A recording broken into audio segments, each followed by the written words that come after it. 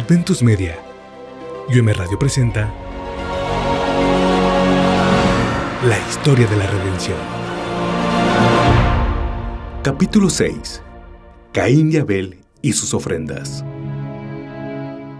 Caín y Abel, los hijos de Adán, tenían caracteres muy distintos.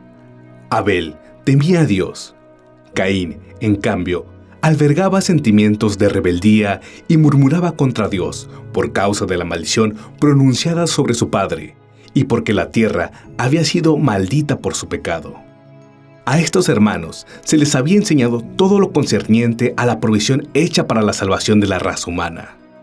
Se les requirió que pusieran en práctica un sistema basado en la humilde obediencia, que manifestaran reverencia hacia Dios y su fe, y su dependencia en el Redentor prometido, por medio de la muerte de los primogénitos del rebaño, y la presentación solemne de ellos junto con su sangre como holocausto ofrecido al Señor. Ese sacrificio los induciría a recordar siempre su pecado y al Redentor venidero, que habría de ser el gran sacrificio realizado en favor del hombre. Caín trajo su ofrenda a Dios, mientras murmuraba y manifestaba infidelidad en su corazón con respecto al sacrificio prometido. No estaba dispuesto a seguir estrictamente el plan de obedecer y conseguir un cordero para ofrecerlo con los frutos de la tierra. Simplemente tomó lo de la tierra y pasó por alto el requerimiento de Dios. El Señor había hecho saber a Adán que sin derramamiento de sangre no hay remisión del pecado. Caín no se preocupó siquiera por llevar lo mejor de sus frutos.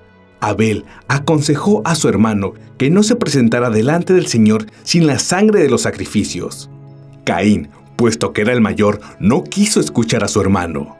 Despreció su consejo y con dudas y murmuraciones con respecto a la necesidad de las ofrendas ceremoniales, presentó su ofrenda, pero Dios no la aceptó.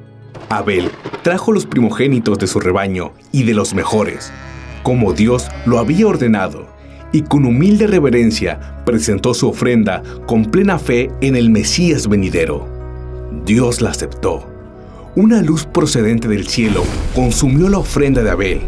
Caín no vio manifestación alguna de que la suya hubiera sido aceptada. Se airó con el Señor y con su hermano. Dios estuvo dispuesto a enviar a un ángel para que conversara con él. Este le preguntó por qué estaba enojado y le informó que si obraba bien y seguía las indicaciones que Dios le había dado, el Señor lo aceptaría y apreciaría su ofrenda, pero que si no se sometía humildemente a los planes de Dios y no creía ni le obedecía, ésta no podía ser aceptada.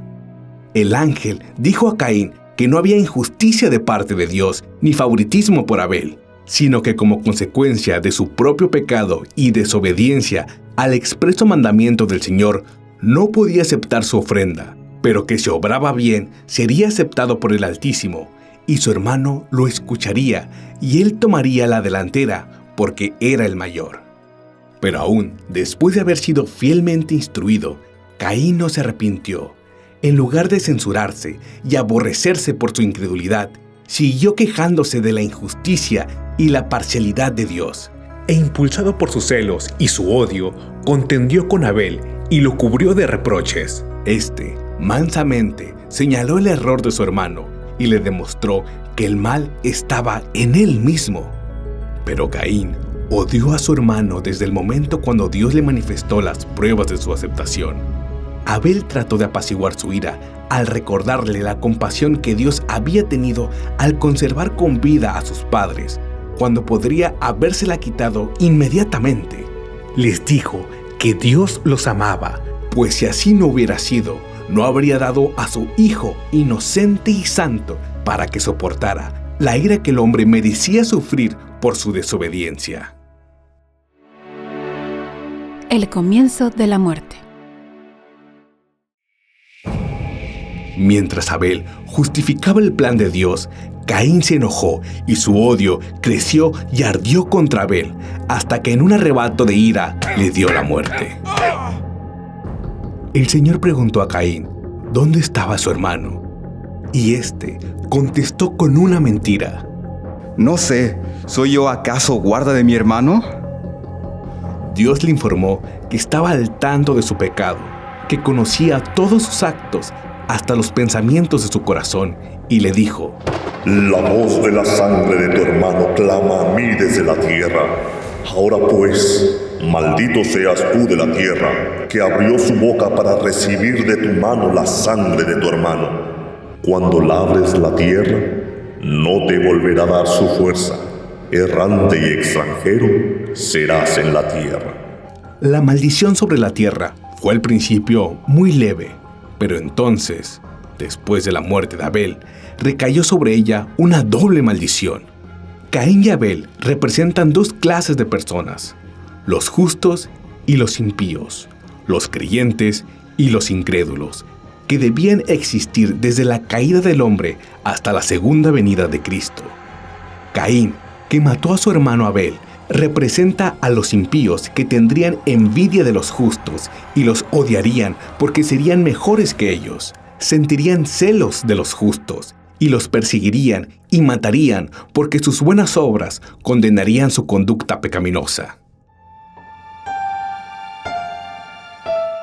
La vida de Adán fue una vida de tristeza, humildad y continuo arrepentimiento. Al enseñar a sus hijos y a sus nietos a temer a Jehová, con frecuencia se le reprochó amargamente su pecado, que había causado tanta miseria a su posteridad. Cuando salió del hermoso Edén, el pensamiento de que debía morir lo sacudió de horror. La muerte le pareció una terrible calamidad.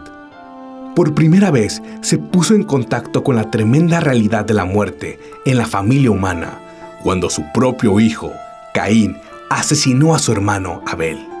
Lleno de amargo remordimiento por causa de su propia transgresión, privado de su hijo Abel, con plena conciencia de que Caín era asesino y reconociendo la maldición que Dios había pronunciado sobre él, el corazón de Adán se quebrantó de dolor. Con mucha amargura se reprochó su primer gran pecado. Suplicó el perdón de Dios por medio del sacrificio prometido.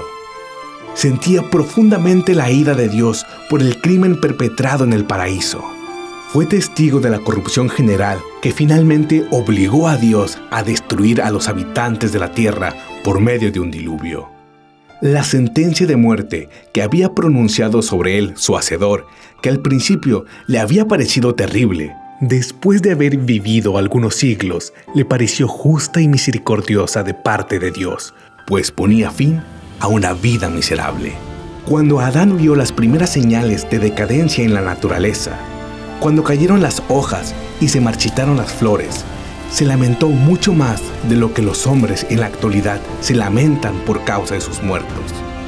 Las flores marchitas no eran la mayor causa de su pena, por ser más tiernas y delicadas, sino los altos, nobles y robustos árboles que perdían sus hojas y se deterioraban.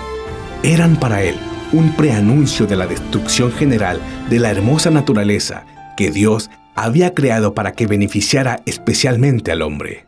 A sus hijos y a los hijos de ellos, hasta la 9ª generación, les describió las perfecciones de su hogar en el Edén, y también su caída y sus terribles resultados, y la carga de pesar que le sobrevino como consecuencia de la escisión que produjo en su familia, y que desembocó en la muerte de Abel. Les mencionó los sufrimientos que Dios había permitido que cayeran sobre él para enseñarle la necesidad de adherirse estrictamente a su ley. Les declaró que el pecado sería castigado en cualquiera de sus manifestaciones. Les suplicó que obedecieran a Dios, quien sería misericordioso con ellos si lo amaban y lo temían. Los ángeles se comunicaron con Adán después de su caída y le informaron acerca del plan de salvación y de que la raza humana no estaba fuera del alcance de la redención, a pesar de la terrible separación que se había producido entre Dios y el hombre. Se había hecho provisión en la ofrenda de su amado Hijo, por medio de quien éste podía ser salvo, pero su única esperanza era vivir una existencia de humilde arrepentimiento y fe en la provisión hecha. Todos los que aceptaron a Cristo como su único Salvador gozarían de nuevo del favor de Dios por medio de los méritos de su Hijo.